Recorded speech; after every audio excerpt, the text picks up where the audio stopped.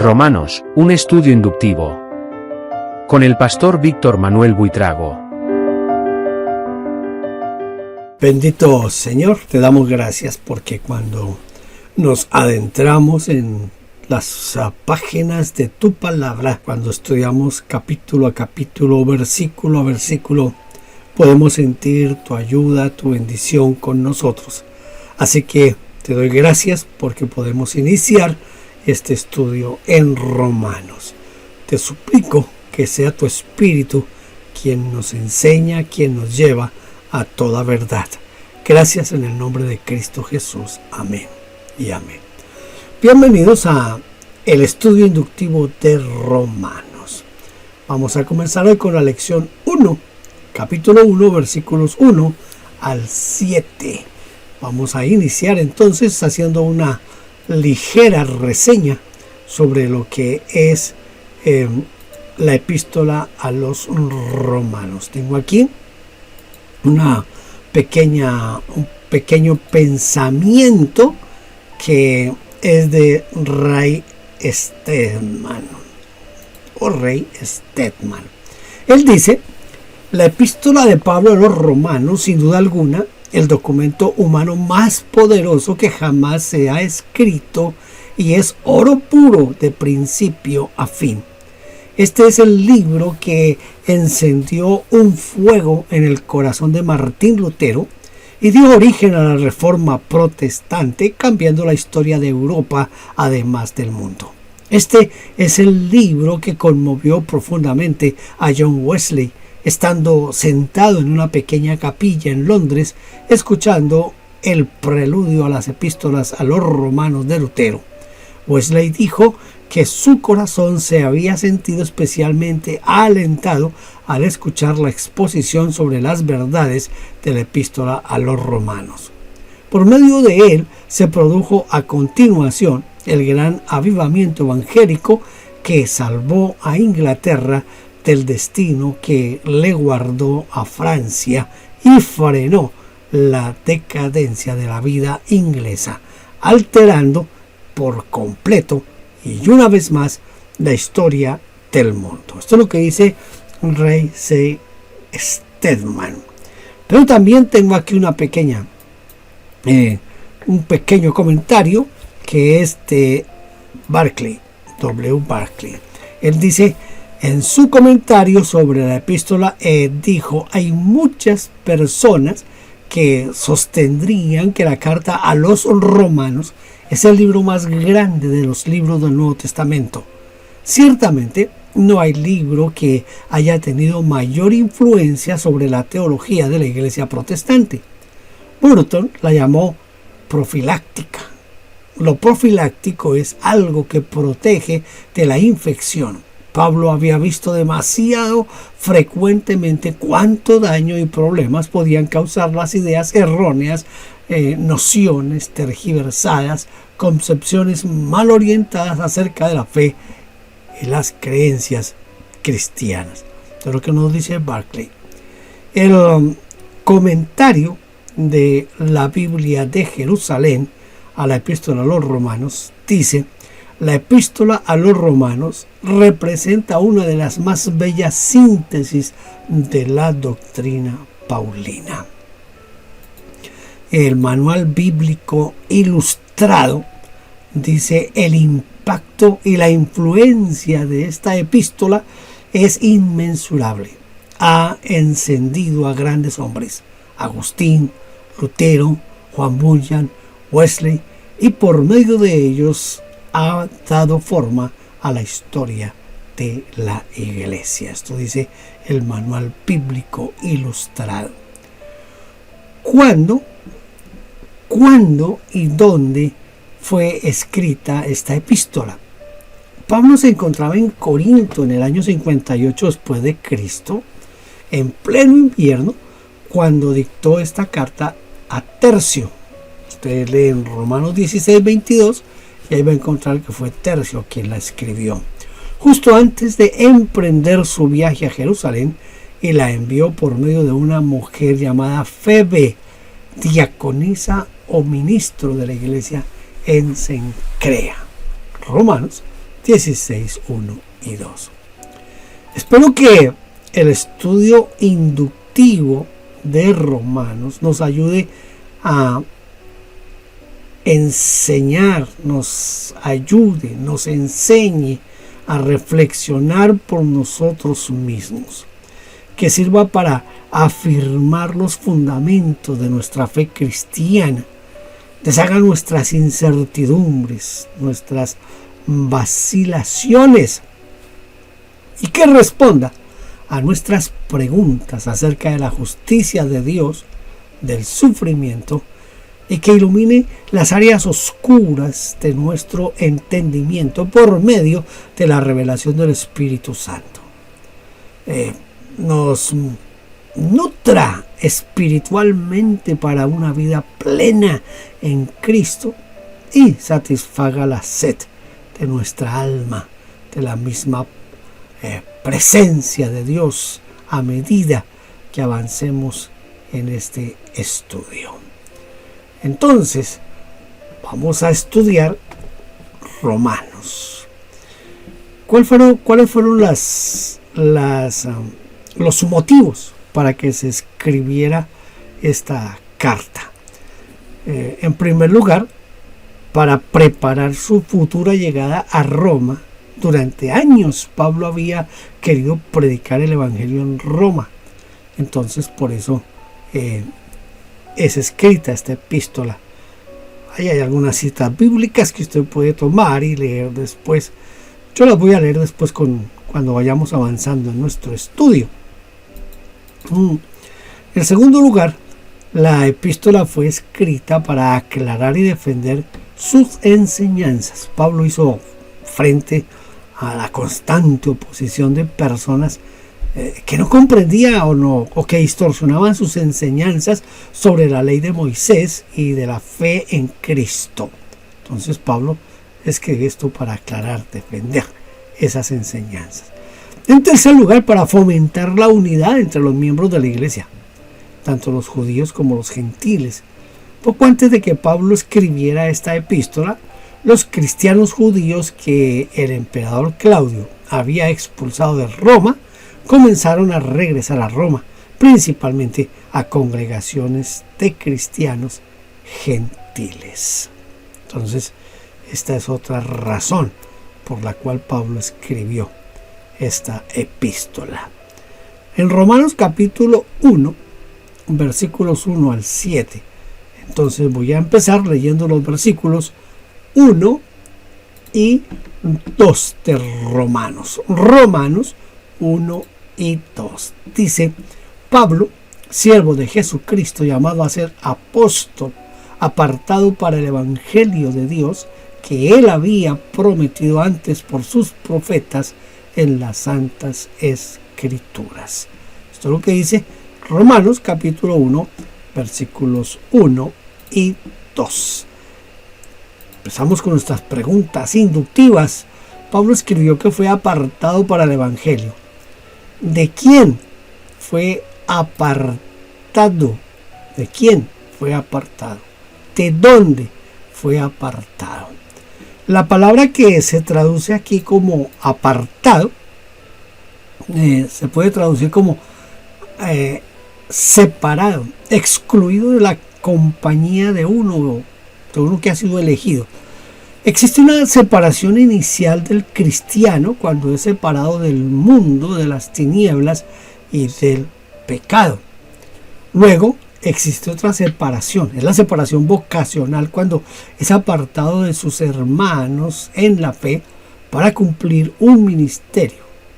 Y en tercer lugar, existe una separación entre los separados para un servicio exclusivo. Los demás apóstoles fueron separados por Jesús para que estuviesen con él y para enviarlos a predicar.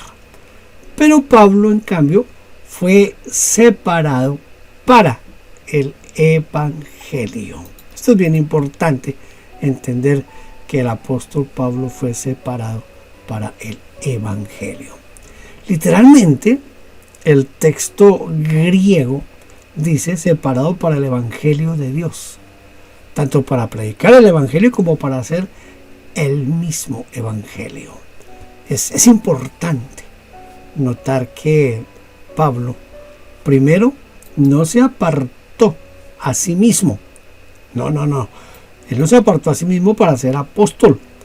Él no eligió ser apóstol.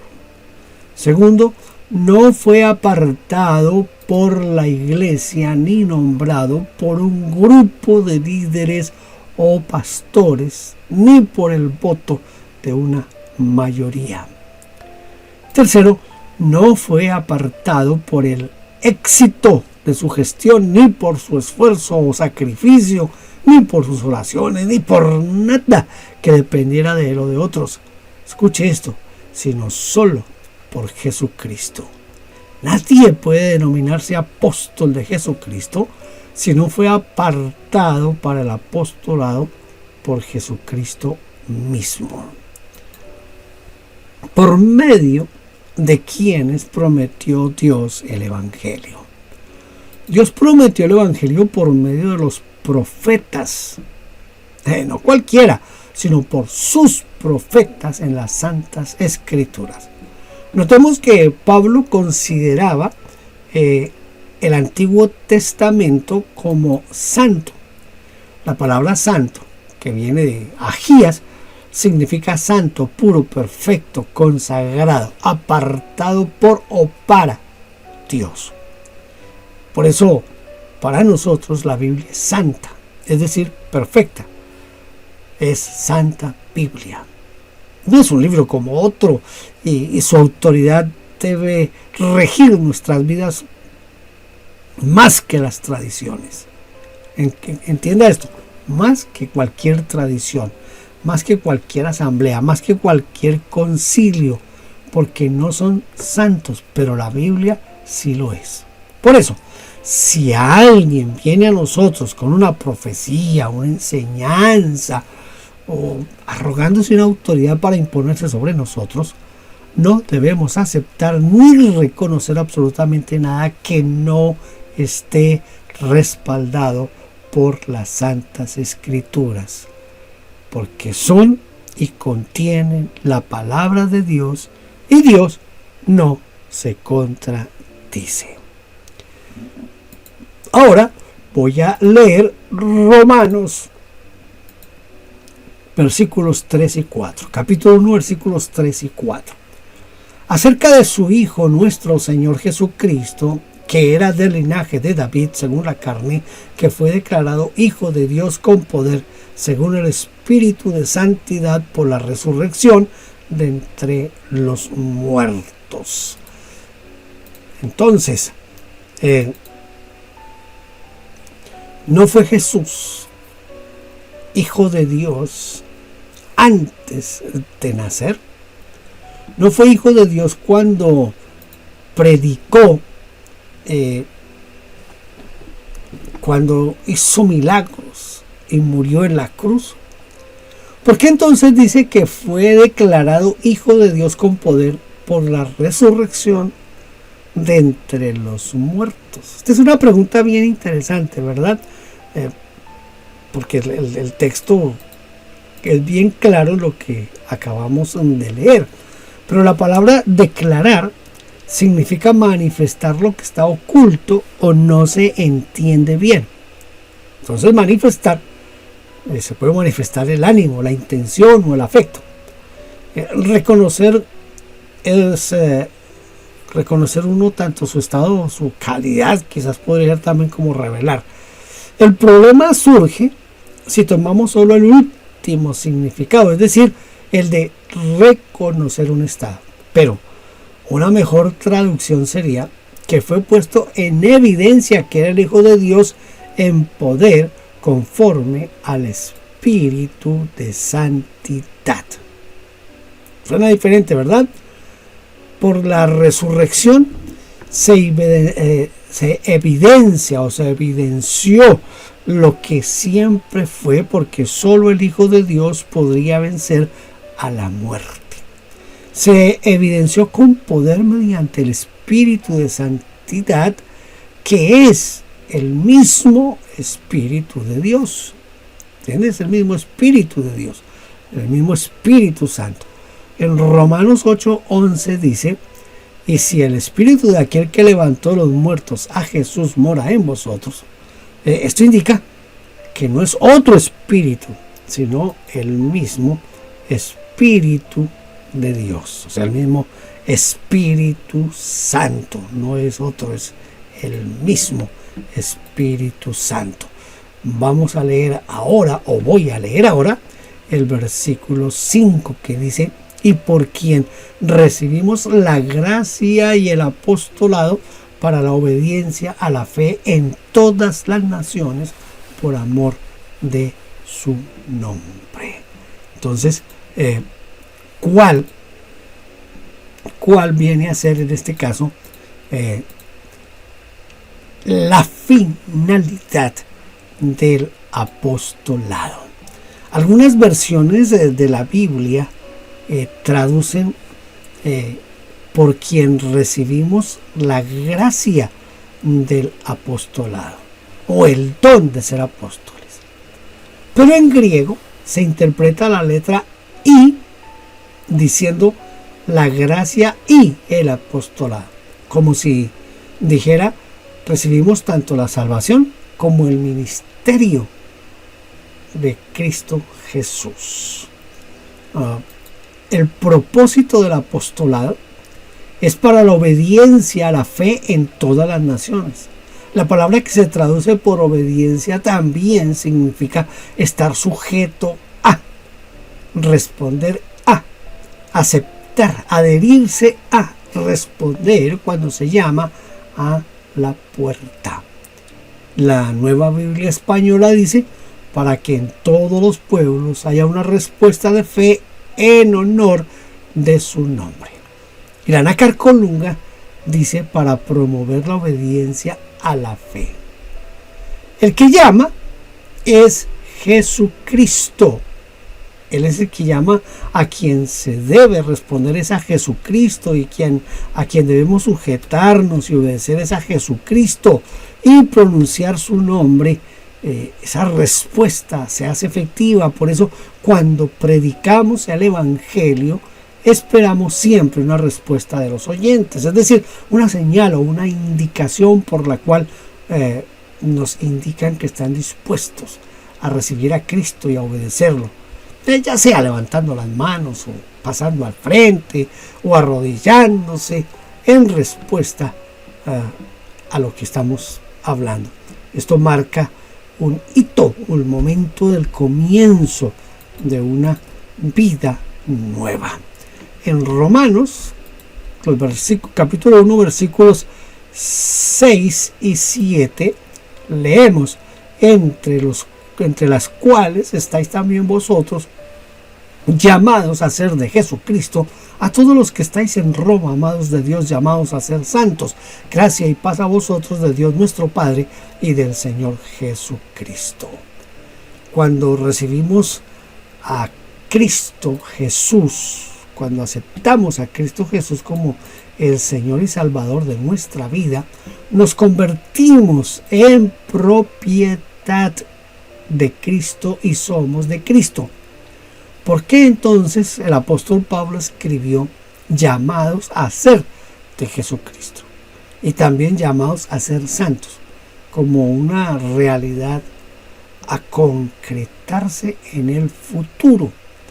Mire, a veces las traducciones, en lugar de aclarar el texto, lo oscurecen, y este es un caso típico. Literalmente el texto griego dice: llamados de Jesucristo, llamados santos. Mire, la Biblia en Jerusalén traduce correctamente: llamados de Jesucristo a todos los amados de Dios llamados santos. Creo que está de más la expresión hacer de. Simplemente debería traducirse: llamados de Jesucristo, llamados santos. No para ser, sino que son ya de Jesucristo. no para ser santos, porque ya son santos y reciben este nombramiento por su carácter cristiano, por haber sido lavados y santificados por Él y en Él. Algunas versiones del siglo IV, como la Ambrosiaster de Pelagio del año 412 y el documento del G del siglo IX, tienen esta variante: en amor de Dios, llamados santos, que da al texto un sentido teológico más profundo. Es decir, que los romanos eran santos, escuche, eran santos solo gracias al amor de Dios, y por ese amor podían ser llamados santos, no por sus propios méritos. No solamente eran amados por Dios, sino de Dios. Dios ama a toda la humanidad y a todo el mundo, de manera tal que podemos decir que todos somos amados por Él. Pero algunos de estos amados son sus amados. Son amados de Dios, son su familia, son seres queridos. Uno puede querer a todos, a sus vecinos, a sus compañeros, a sus amigos, pero uno tiene especial predilección por sus parientes, por sus seres amados. Lo mismo ocurre con Dios, y nosotros, sus hijos, somos amados de Dios.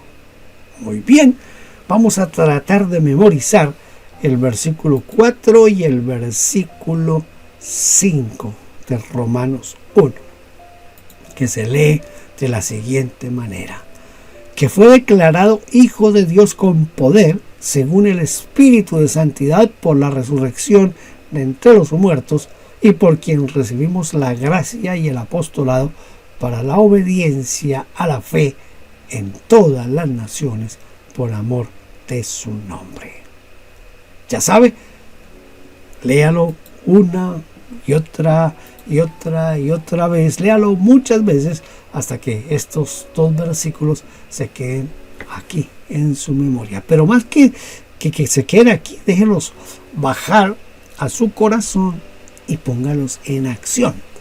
Porque cuando uno lee la palabra y se queda solamente aquí, está perdiendo. Hay que entre aquí, que toque nuestros sentimientos, nuestras emociones, y nos lleve a hacerla. Hemos terminado la lección número 1 de Romanos. Bienvenido a este apasionante estudio. Lo espero en la lección número 2. Dios le bendiga. Gracias por vernos. Déjenos su huella suscribiéndose y comentando.